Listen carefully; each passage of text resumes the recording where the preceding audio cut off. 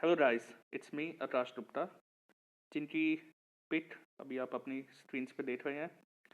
तो गाइस, आप सबने देखा पंचायत अकाउंट्स असिस्टेंट का रिजल्ट आया है and in this particular exam I have secured the rank 3 in whole JNK and rank 1 from the Jammu district. तो guys, it was a moment. आप मेरे साथ और भी बहुत से कैंडिडेट्स ने इन्जॉय किया। ठीक है, मैं अपने साथ साथ और भी जितने भी कैंडिडेट्स आज सेलेक्ट हुए हैं, मैं उन सबको बहुत ही ज़्यादा मुबारक, बधाई, कॉन्ग्रेचुलेशंस सब कुछ देना चाहता हूँ। It was your day. तो काफ़ी लंबा और काफ़ी अच्छा सफ़र था ये, जिसमें ये सक्सेस मिली।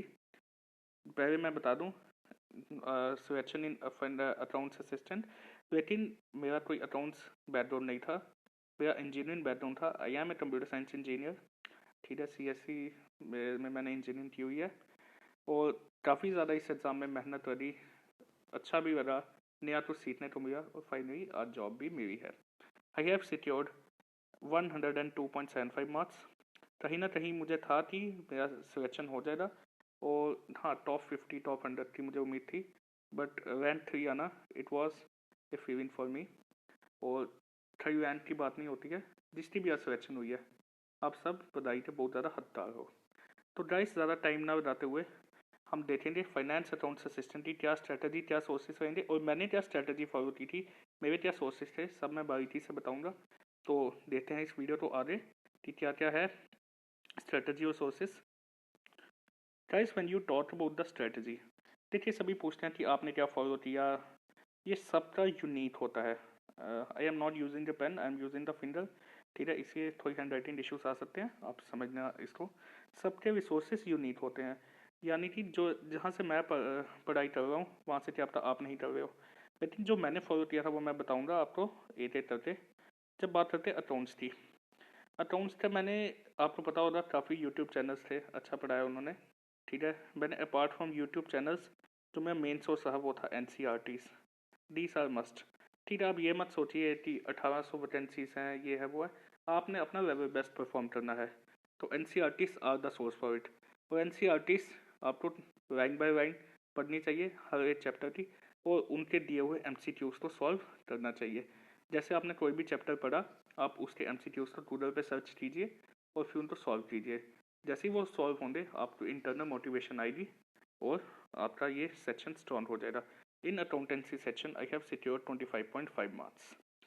अब चलते हैं नेक्स्ट सेक्शन में, बात करते हैं कंप्यूटर सेक्शन की। Being a computer science engineer, मेरा इसमें पहले से ही एज था, बट इसके अलावा मैंने जो भी यूट्यूब चैनल्स थे एक दो, ठीक है, ऑफकोर्स ट्रिपल भी, सुमित सर जो हैं वो मेरे क्लास फेलो रहे हैं। ठीक है, we are being the batchmates during our engineering.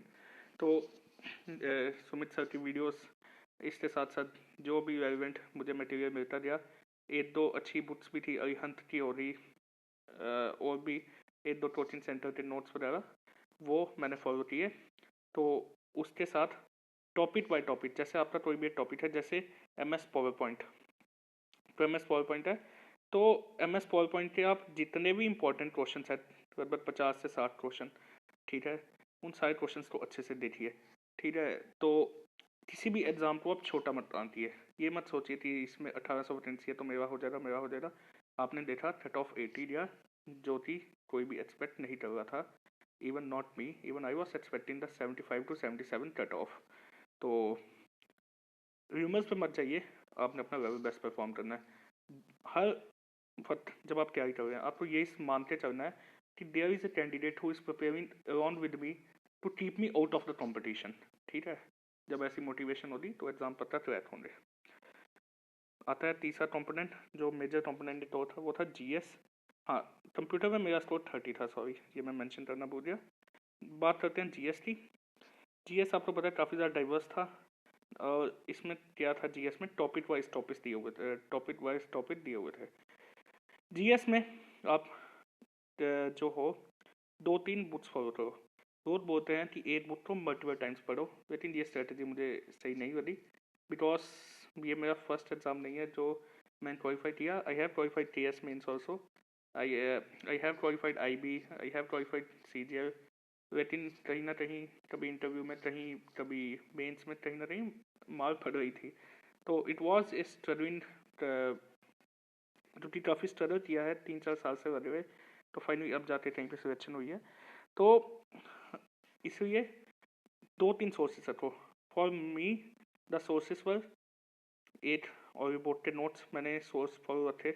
और बोर्ड के साथ साथ एक विजन करके एक बुक आती है, विजन JNK, ये मैंने बुक फॉलो की थी, काफ़ी ही अच्छी बुक लगी मुझे। छोटी सी बुक है, कोई 50-100 रुपये की होगी, ठीक है, लेकिन काफ़ी ही ज़्यादा डीप में दिया हुआ है। जब पढ़ोगे खुद मज़ा आएगा, अच्छी लगेगी। अरिहंत की आती है नो यूर स्टेट। हालांकि इस नो यूर स्टेट में काफ़ी ही ज़्यादा ये उनके ये रेलिवेंट है जो इंटरव्यूज़ देना चाहते हैं, या फिर क्योंकि इसमें जो नॉलेज है वो फैक्चुअल कम है और डिस्क्रिप्टिव ज़्यादा है, लेकिन तब भी फॉलो कर सकते हो। नो यूर स्टेट करके बुक है, ठीक है। इंटरेस्ट बनाने के लिए अच्छी है क्योंकि पिक्स वगैरह भी दी हुई हैं, तो अगर फर्स्ट बिगनर हो इस फील्ड में तो मज़ा आएगा। लेकिन जो विजन JNK है, ये ऐसी बुक है जिसमें आपको फैक्ट और डेटा बहुत मिलेगा। तो अगर आप अपनी परफॉर्मेंस को बढ़ाना चाहते हो तो विजन फॉलो कीजिए, और साथ साथ नो यूर स्टेट को भी ट्यून अप कीजिए। फिर अब इसके बाद आती है बाकी sections, statistics. In GS I have secured 25.5 marks, 25.5 in GS also. अब आता है स्टैट्स सेक्शन की तरफ। गाइस इन स्टैटिस्टिक्स, हालांकि आप मुझे देख रहे होंगे, मैं विदाउट स्टूडियो अकेडमी में खुद स्टैट्स पढ़ा हुआ था, but due to my health issues मुझे वो डिसकंटिन्यू करना पड़ा। स्टैट्स में आई हैव सिक्योर्ड 10 मार्क्स, और स्टैट्स आपको पता ही बिल्कुल नया सिलेबस था। और स्टैट्स का ऐसा है कि I have been the student of the non medical, और मेरा पर्सनली मेरा मैथ्स में बहुत ज़्यादा इंटरेस्ट है। I have been teaching mathematics to 9, 10, 11, 12 for 3 to 4 years now. तो मैक्सिमम सिलेबस वहाँ से कवर हो गया। इसके साथ साथ क्योंकि चीज़ें बहुत ज़्यादा नई थी, तो गूगल सर्च काफ़ी ज़्यादा हेल्प की है। गूगल पे आपको जो भी टॉपिक मिल रहा है उसको सर्च कीजिए, अकॉर्डिंगली यूट्यूब वीडियोस देखिए।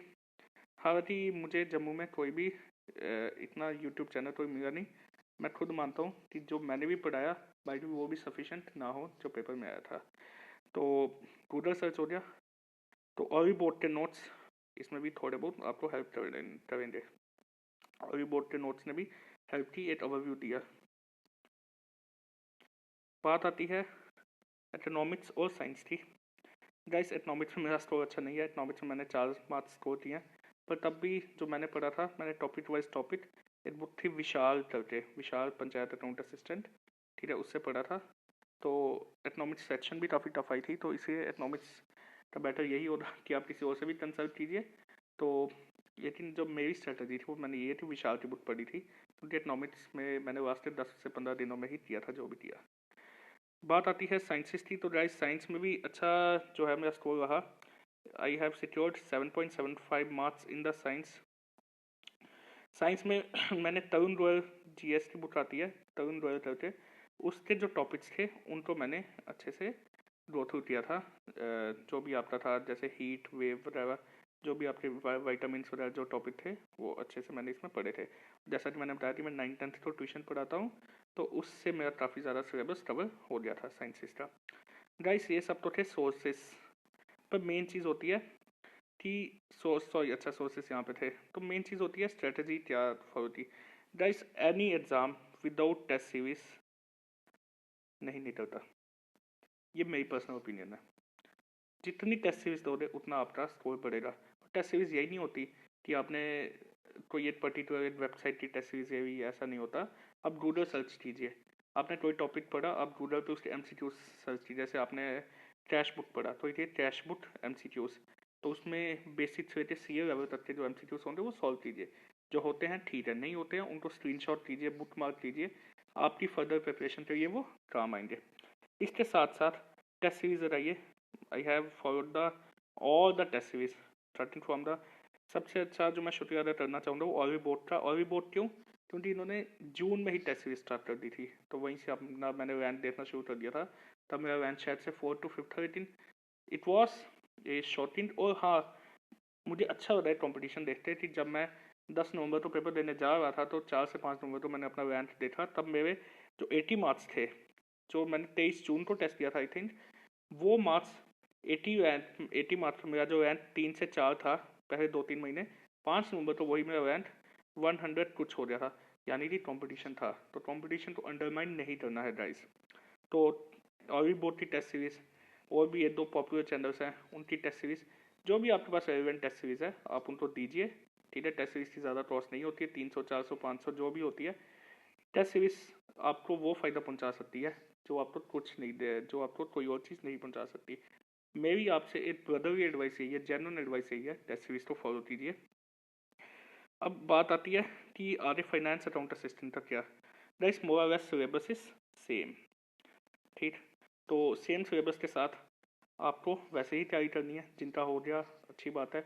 और मुझे पता है इन्हीं में से काफ़ी ज़्यादा कैंडिडेट सारे फाइनेंस अकाउंट असिस्टेंट में भी जाएंगे, बट जो न्यू कमर्स हैं वो निराश मत होइए, उनके लिए भी finance account assistant is an option. अच्छी उसमें आपको जॉब मिलेगी, अच्छा सैलरी पैकेज उसमें अच्छा है। तो उनके लिए यही है कि जैसे और भी बोर्ड का स्टडी मटेरियल है अब वो अपडेटेड होगा, ठीक है। और भी जो रेलिवेंट स्टडी मटेरियल पीडीएफ होती है उसमें आप शेयरिंग कीजिए, because sharing is caring, Telegram groups बने होते हैं उनको ज्वाइन कीजिए, मॉक टेस्ट लगाइए, यही आपकी स्ट्रेटजी रहेगी, इसी से आपका एग्जाम क्वालिफाई होगा। Apart from that I have been the part of the TPS team also, and I have been in contact with Sumit sir, Shahid sir, आपके जो भी मॉक टेस्ट वगैरह देते थे। तो आप मॉक टेस्ट ज़्यादा से ज़्यादा बताइए भाई, अपना सिलेबस खत्म कीजिए, सिलेबस के साथ साथ मॉक टेस्ट बनाना शुरू कीजिए। अगर आप ये सोचेंगे ना कि भाई जब सिलेबस खत्म हो जाएगा मैं उसके बाद मॉक टेस्ट दूंगा, तो ये आप गलत सोच रहे हैं, क्योंकि सिलेबस कभी खत्म नहीं होता। अगर आप मेरा एक बात मानेंगे तो मेरा सिलेबस 10 नवंबर को भी ख़त्म नहीं हुआ था, बट हम एग्ज़ाम में बैठे, सभी एग्ज़ाम में बैठे। तो आपने ये नहीं सोचना एग्ज़ाम ख़त्म होने पे मैं पेपर दूंगा, सॉरी सिलेबस ख़त्म होने पे मैं पेपर दूंगा। सिलेबस के साथ साथ मॉक कराना शुरू कीजिए, तभी आप एक्सीड कर पाएंगे। और हाँ, मॉक में कोई चीटिंग नहीं करेगी, ना करनी चाहिए, because it's a cheating to yourself.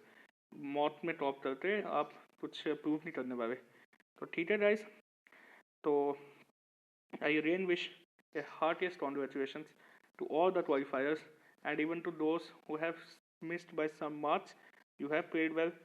तो आपको आगे भी सिलेक्शन मिलेगी, आगे आने वाले 2 दिनों में JTBAN PO का पेपर है, मैं उनको ऑल द बेस्ट देना चाहता हूँ, ऑल द बेस्ट देना चाहता हूँ जिनका JTBAN PO मेंस होने वाला है।